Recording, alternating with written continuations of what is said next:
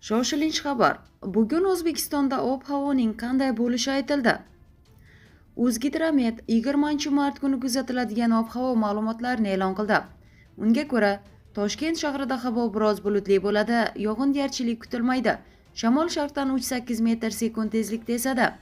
Harorat kechasi 12-14 daraja iliq, kunduzi 25-27 daraja iliq bo'ladi. Qoraqalpog'iston Respublikasi va Xorazm viloyatida havo biroz bulutli bo'ladi, yog'ingarchilik kutilmaydi. Shamol sharqdan 7-12 metr sekund tezlikda esadi. Ba'zi joylarda 13-18 metr sekundgacha kuchayishi mumkin. Harorat kechasi 10-15 daraja iliq, kunduzi 25-30 daraja iliq bo'ladi. Buxoro va Navoiy viloyatlarida havo biroz bulutli, ba'zi joylarda o'zgaruvchan bo'ladi. Yog'ingarchilik kutilmaydi. Shamol sharqdan 7-12 metr sekund tezlikda esadi. Ba'zi joylarda 13-18 metr sekundgacha kuchayishi mumkin.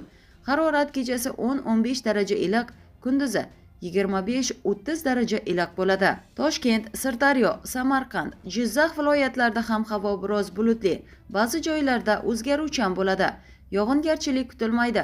Shamol sharqdan 7-12 metr sekund tezlikda esadi. Ba'zi joylarda 13-18 metr sekundgacha kuchayishi mumkin. Harorat kechasi 9-14 daraja iliq, kunduzi 22-27 daraja iliq bo'ladi. Qashqadaryo, Surxondaryo viloyatlarida havo biroz bulutli, ba'zi joylarda o'zgaruvchan bo'ladi. Yog'ingarchilik kutilmaydi. Shamol sharqdan 7-12 metr sekund tezlikda esadi. Ba'zi joylarda 13-18 metr sekundgacha kuchayishi mumkin. Harorat kechasi 10-15 daraja iliq, kunduzi 25-30 daraja iliq bo'ladi. Andijon, Namangan va Farg'ona viloyatlarida ham havo biroz bulutli, ba'zi joylarda o'zgaruvchan bo'ladi. Yog'ingarchilik kutilmaydi. Shamol sharqdan 5-10 metr sekund tezlikda esadi. Harorat kechasi 7-12 daraja iliq, kunduzi 22-27 daraja iliq bo'ladi. Respublikaning tog'li va tog'oldi hududlarida esa havo biroz bulutli, ba'zi joylarda o'zgaruvchan, yog'ingarchilik kutilmaydi. Qor ko'chish xavfi bor. Shamol sharqdan 7-12 metr sekund tezlikda esadi. Ba'zi joylarda 13-18 metr sekundgacha kuchayishi mumkin.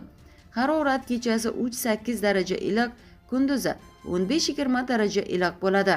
Ob-havoning qanday bo'lishidan qat'iy nazar, o'zingiz va atrofdagilarni ehtiyot qiling va 3/5 uz kanalini kuzatishda davom eting. Barcha uchun kerakli va muhim bo'lgan mavzudagi videoroliklarni tayyorlab, taqdim etib borishda davom etamiz.